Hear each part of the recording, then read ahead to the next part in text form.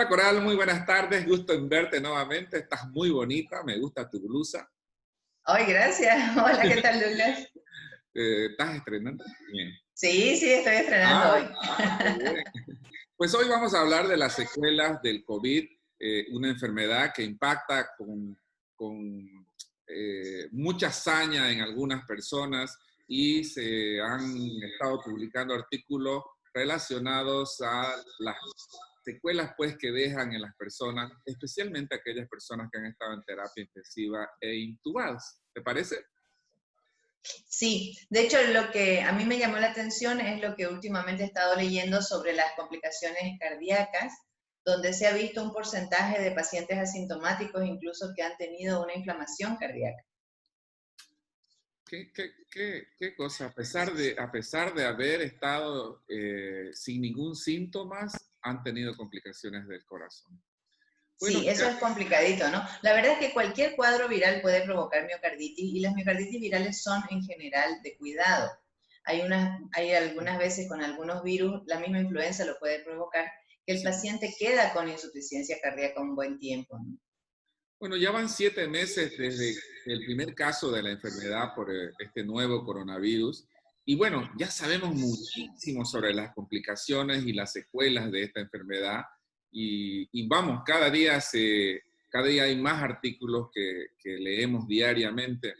Hasta ahora lo que hemos avanzado más en el conocimiento con respecto a esta enfermedad tiene que ver con la fuente de la infección, la patogénesis y la virulencia del virus, cómo se transmite, los factores de riesgo, la efectividad de las medidas de prevención que se han implementado en todo el mundo, la vigilancia, el diagnóstico, el manejo clínico, las complicaciones y bueno, ahora cada vez estamos aprendiendo más sobre las secuelas. Sin embargo, existen muchas brechas en todos estos aspectos que acabo de mencionar y que aún requieren el aporte de toda la comunidad científica.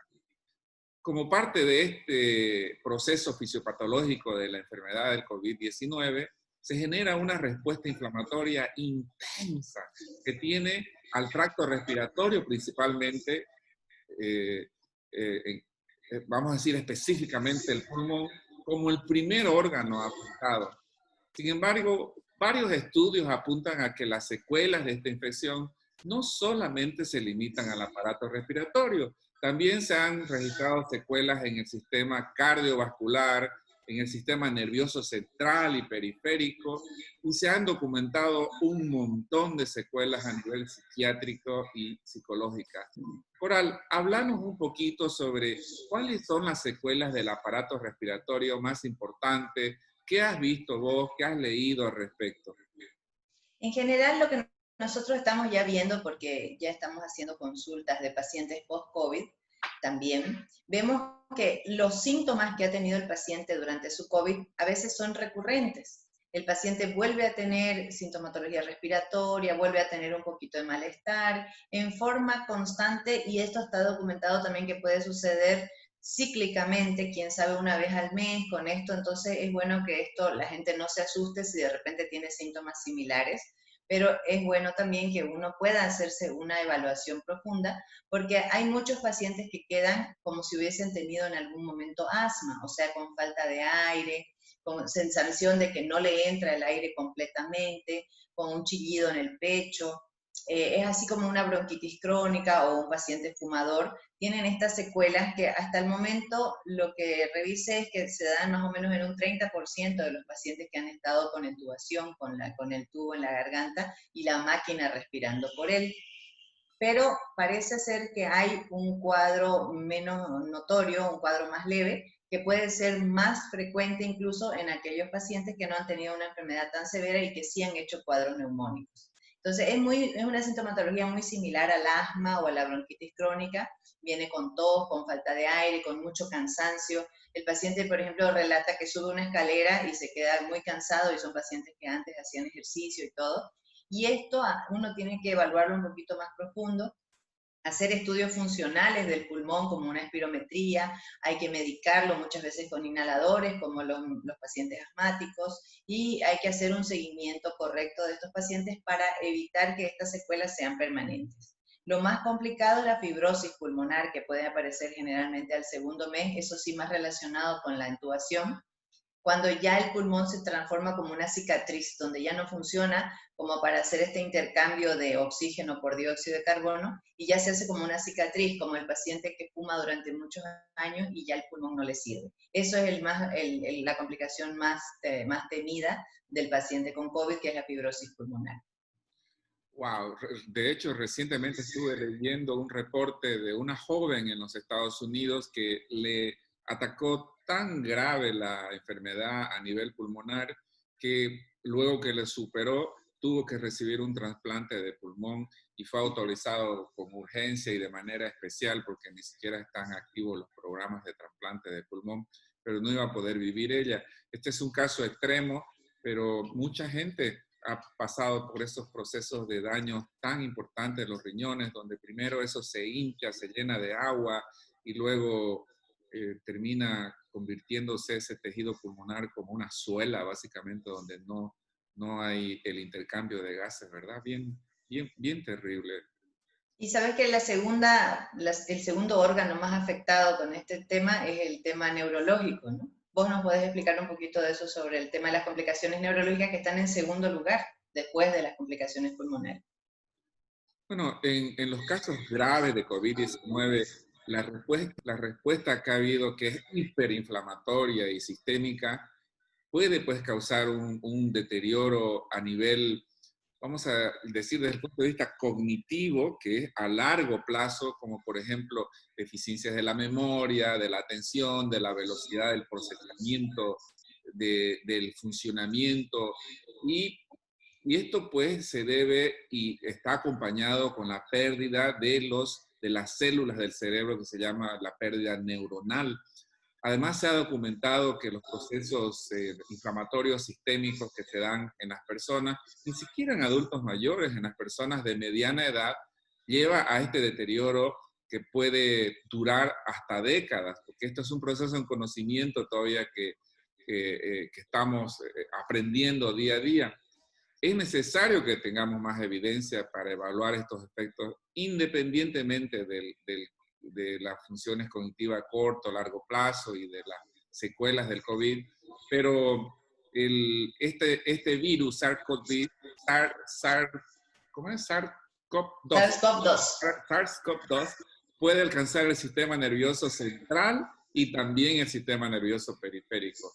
¿Y de qué manera? Pues por la sangre o a nivel del mismo sistema nervioso también puede recorrerlo y llega desde la vía respiratoria por mecanismos diversos que tiene el virus. Entonces, ¿qué sucede? El receptor de la enzima convertidora de la angiotensina, que es el receptor que desempeña un papel en el mecanismo en el cual este virus ingresa a la célula y bueno, y se expresa en el cerebro, pues.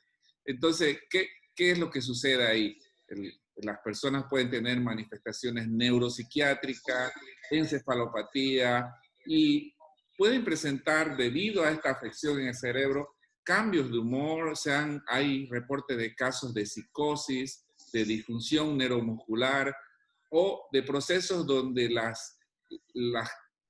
estas conexiones que hay entre las células van perdiendo sus capas de mielina, que se llaman, y bueno, esto acompaña a la infección viral aguda que puede seguir a la infección por semanas o incluso por meses, este daño neuronal, porque el sistema nervioso no se recupera pues así fácilmente, ¿no?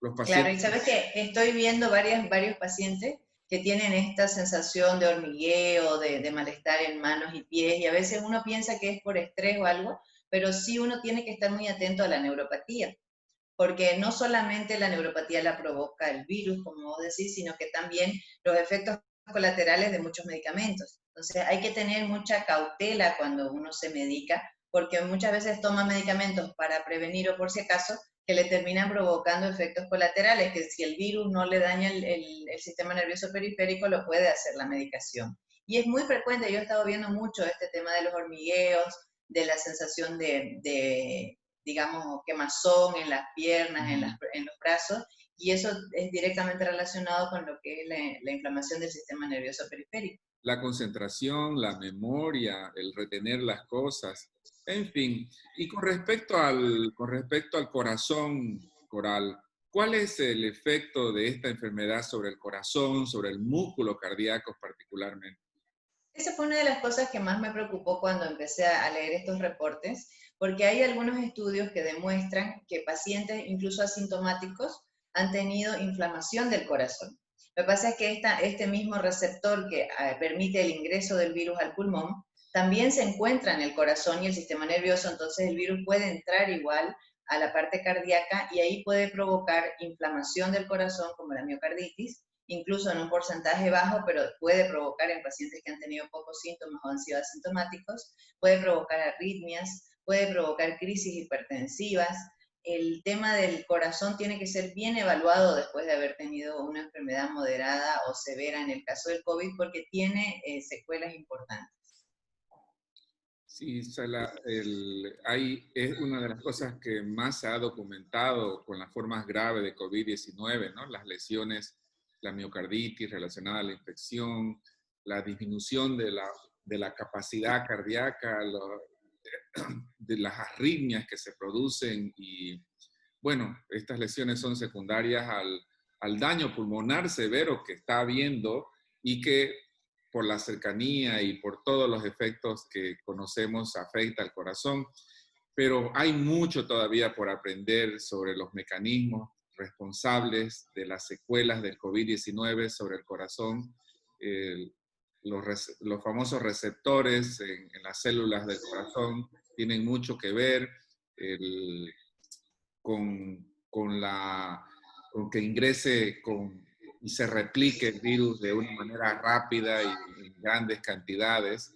Y recordemos que también hay hipoxia en las personas que tienen COVID y esa hipoxia no solamente se da en los pulmones, sino se da en las células del corazón también. En fin, el COVID tiene una morbilidad y una letalidad bien alta, aún en pacientes que no se han demostrado que tengan enfermedad del corazón, pero muchísimo más en las personas con antecedentes de enfermedades cardiovasculares preexistentes.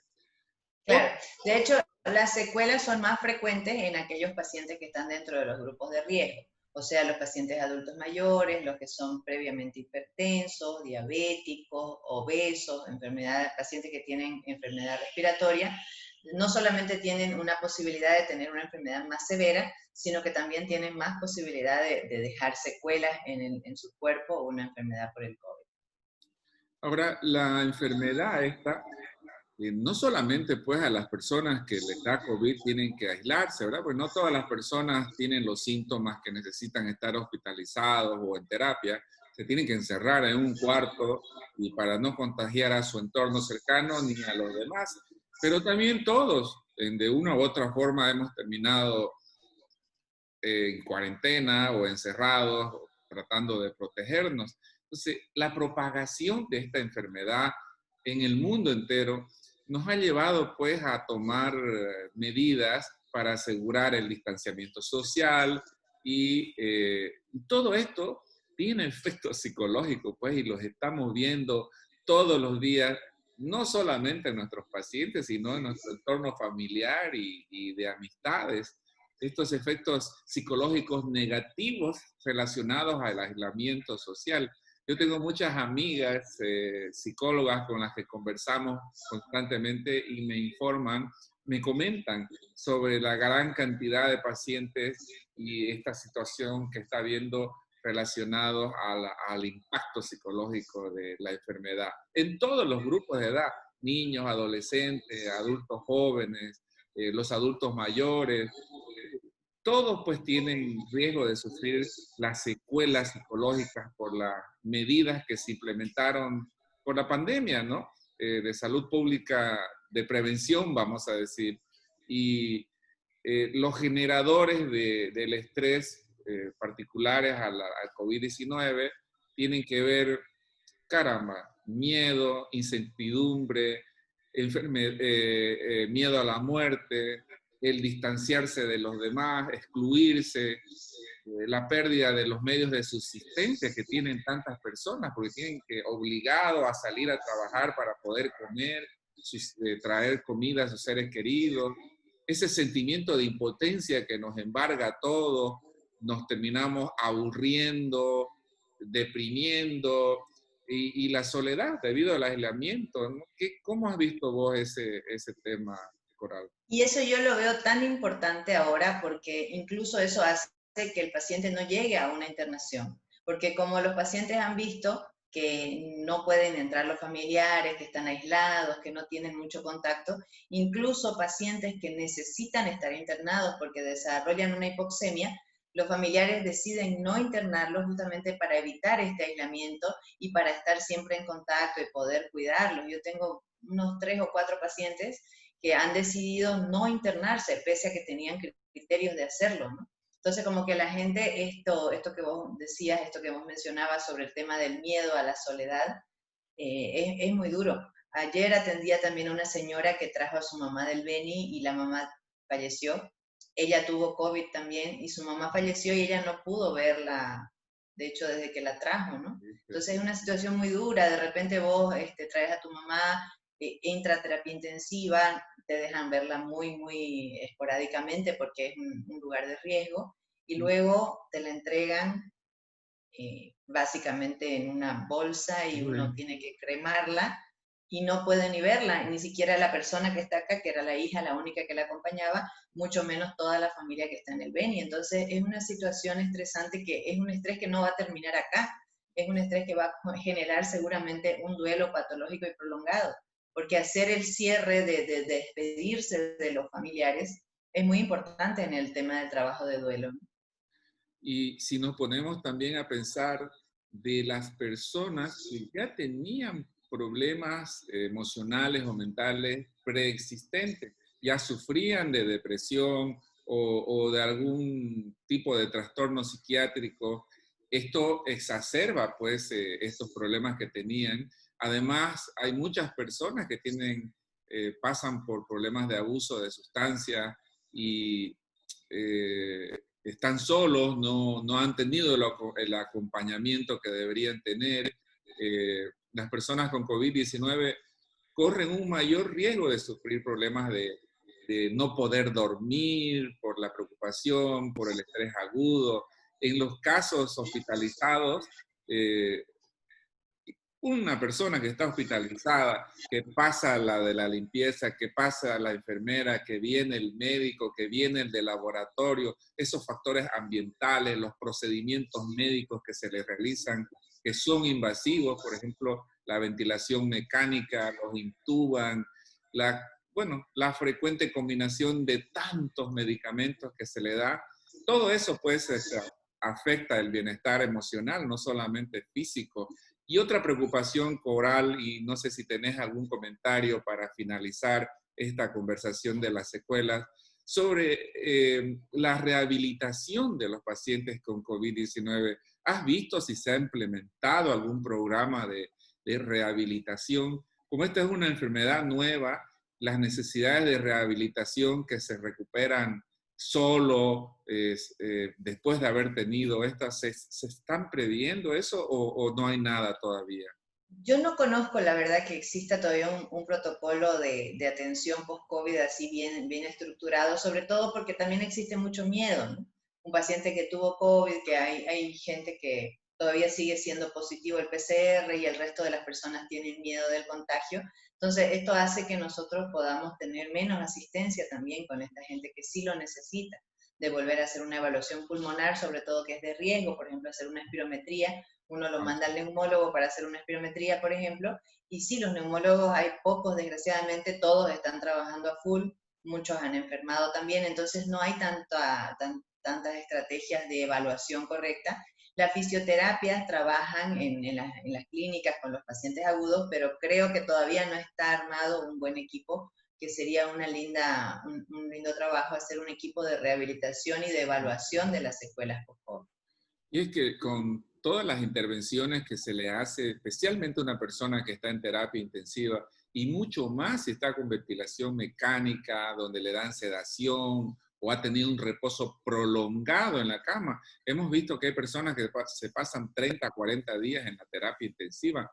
Todo esto puede producir una serie de secuelas en la actitud física, en la respiración, al pasar los alimentos o en la deglución, en la parte cognitiva, mental, la salud mental, entre otras, ¿verdad?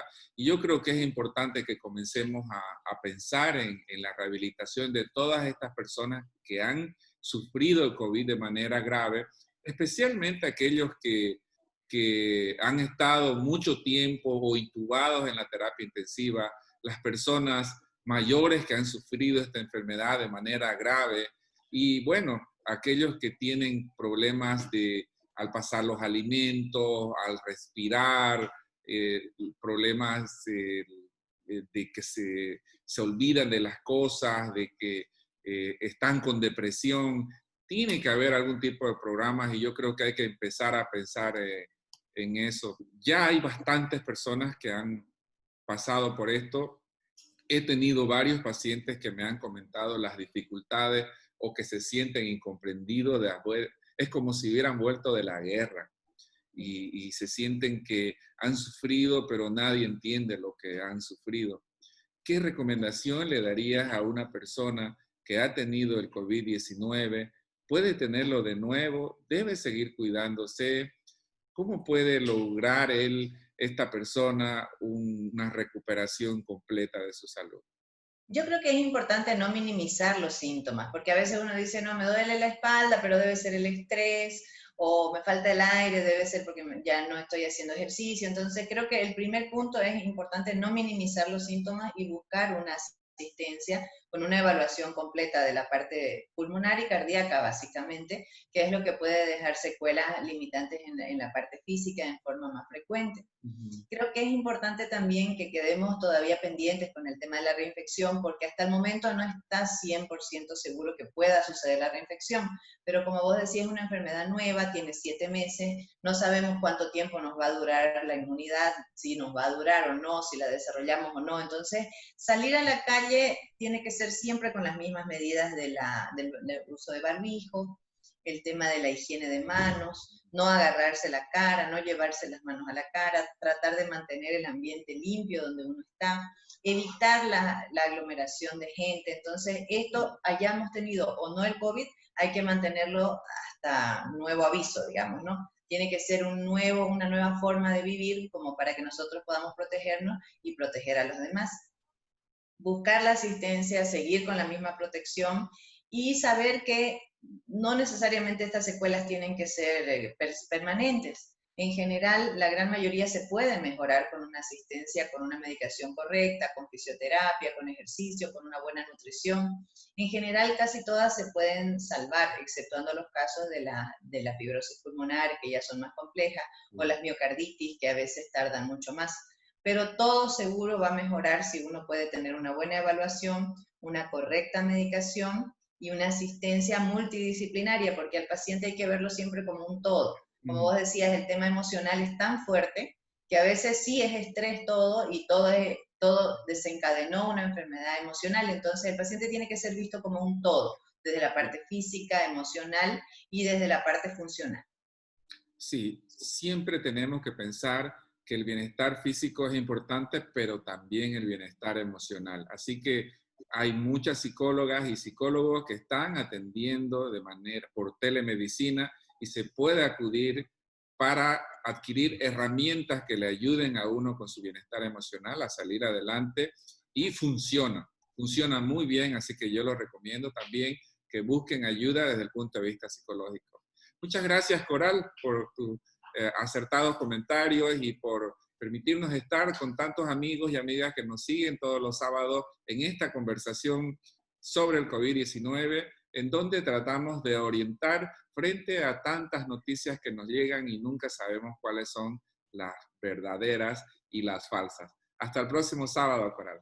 Chao, Douglas, muchas gracias. Como siempre, un gusto conversar contigo.